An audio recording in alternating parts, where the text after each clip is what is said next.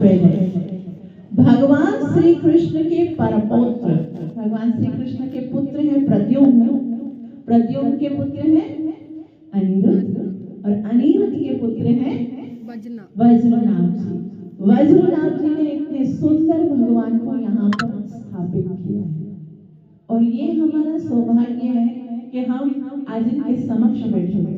वज्रनाभ ने यहाँ वृंदावन में 4 देव की स्थापना की है। कितने? कौन कौन से हैं? पहले हैं हरदेव जी। हरदेव जी कहाँ पर है? गोवर्धन में, मानसीगंज। उसके बाद केशव देव, वेरी नाइस। केशव देव कहाँ पर है? मथुरा भूमि में। उसके बाद बलदेव जी, वो कहाँ है? Dau ji, very nice. और ये है हमारे प्रिय गोविंद। वास्तव में भगवान का जो ये नाम है गोविंद, वो पता है किसने रखा है? वैसे तो भगवान के करोड़ों नाम हैं, नाम नाम अकारी बहुधा निज सर्व शक्ति तत्र अर्पिता। भगवान के करोड़ों नाम हैं, उनमें से जो गोविंद नाम है वो भगवान को इंद्र जी ने दिया है, देवराज इंद्र ने दिया है। आप सबको याद है जब भगवान श्री कृष्ण छोटे से थे और उनके माता पिता हर साल दिवाली के दूसरे दिन देवराज इंद्र की पूजा करते थे, लेकिन कृष्ण ने कहा आगे जाकर गीता सुनाऊंगा और गीता में क्या कहूंगा? भगवान कहते हैं गीता में कहूंगा कि आपको सर्व धर्मान परित्यज्य माम एकम शरणम व्रज, केवल मेरी भक्ति करनी है, क्योंकि मत्तः परतरम नान्यत् किंचिदस्ति धनंजय मयि सर्वम इदं प्रोक्तम सूत्रे मणिगणा एव, मुझसे श्रेष्ठ और कोई नहीं है। अब जब मैं आगे जाके ये बताऊंगा और अभी मेरे ही माता पिता इंद्र देव को पूजेंगे तो सब लोग क्या बोलेंगे? घर में तो चलती नहीं, हम पे चला रहा है। तो सबसे पहले प्रचार तो कहाँ से शुरू करना चाहिए?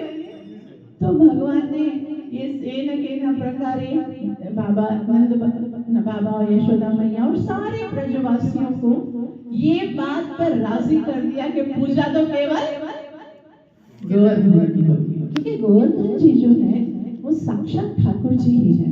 ठाकुर जी ही गोवर्धन जी के रूप में। आज जब आप गोवर्धन के दर्शन करते हो ना, तो ये मत सोचना कि ये कोई पहाड़ है, ये कोई पर्वत है, साक्षात ठाकुर जी हैं।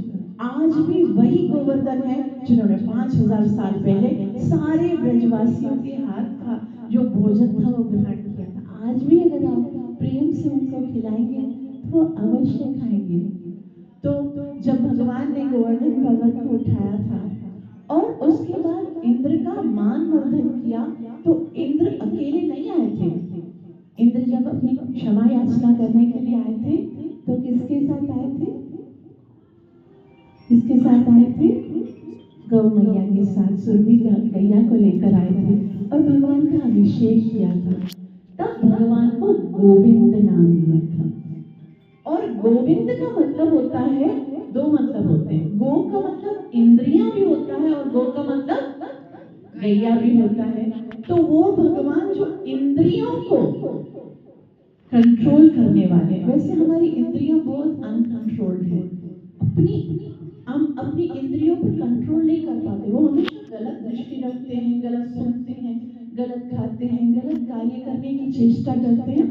लेकिन ये भगवान ही है, अगर हमने उनसे अपना संबंध जोड़ दिया तो हमारी इंद्रियां कंट्रोल हो जाती हैं और वो केवल ठाकुर जी के विषय में सोचती हैं, ठाकुर जी के विषय में देखती हैं, उन्हीं के दर्शन करती हैं, उन्हीं के विषय में बोलती हैं। इसलिए भगवान का नाम गोविंद है। और दूसरा, भगवान क्योंकि गैयों से बहुत प्रेम करते हैं, भगवान क्योंकि गौओं की रक्षा करते हैं, इसलिए उनका नाम गोविंद है। वैसे ठाकुर जी जब छोटे थे, बहुत सुंदर लीला है, जब भगवान एकदम छोटे थे, गुटवन चलते थे, तो गुटवन चलते चलते पूरे नंदगांव में चलते थे। और फिर क्या होता, एक बार क्या हुआ, भगवान श्री कृष्ण छोटे थे, अभी तक उनको चलना नहीं आता था। वो गुटवन चलते चलते अचानक से उन्होंने देखा एक गैया बैठी, छोटा सा गैया का बछड़ा था, उसको देखा बैठा हुआ। तो भगवान ने सोचा, कृष्ण ने सोचा कि छोटे बच्चे जब चलना नहीं सीखा होता तो अभी कुछ पकड़ पकड़ के ऊपर चढ़ना शुरू करते ना, तो उसने उस गैया की पूंछ को, छोटा जो बछड़ा था उसकी पूंछ को पकड़ लिया कि अभी मैं थोड़ा आगे जाऊंगा।